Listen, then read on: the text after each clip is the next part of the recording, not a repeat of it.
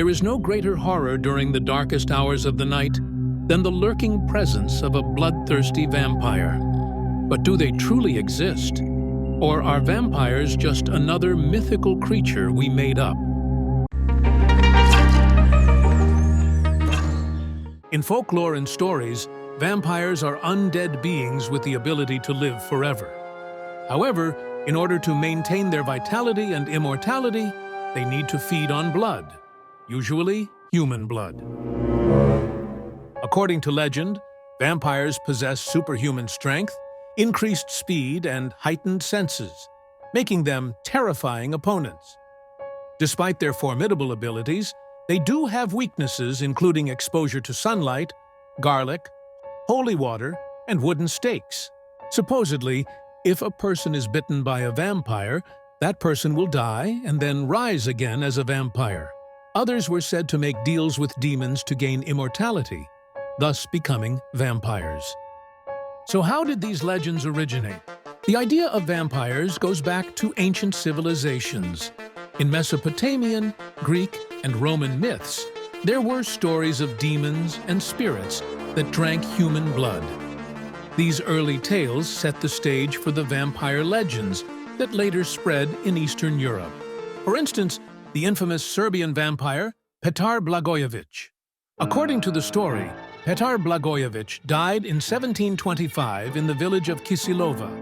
Within 8 days following Blagojevic's death, 9 other villagers died under mysterious circumstances.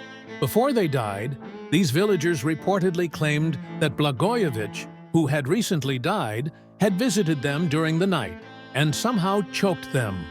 With such claims, the people began to panic, and fear started to spread around. Influenced by local superstitions and fear of the undead, people began to believe that Blagojević had returned from the grave as a vampire to prey on the living. It was also said that before his widow fled the village, she claimed that Blagojević had appeared to her, asking for his shoes, which further fueled the hysteria. As panic and fear grew among the people, local authorities decided to intervene.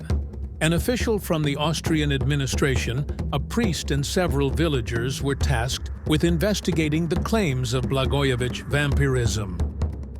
When they dug out Blagojević's body, they found it in a remarkably well-preserved state, with almost no signs of rotting.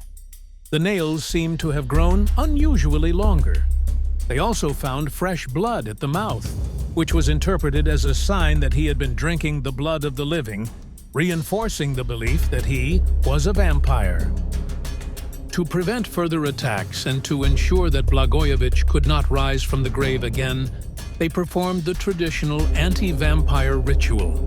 They drove a stake through his heart and burned his body. So how did all this make people start believing in vampires in the first place?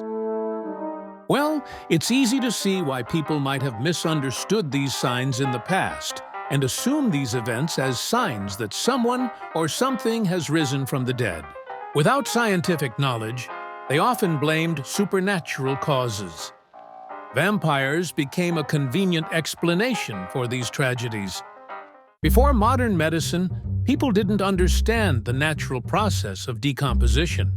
Under certain conditions, bodies can undergo natural mummification, where the decomposition process is slowed or halted. Factors like the soil composition, temperature, and humidity in the burial site can lead to an unusually well-preserved body. Or maybe Blagojević's body was buried quickly after his death. The absence of prolonged exposure to bacteria and environmental factors could have contributed to his well-preserved state. As the skin around the nails dehydrates and retracts, it gives the illusion that nails have grown. This retraction can expose more of the nails that were previously under the skin, making them appear longer. And the fresh blood at the mouth?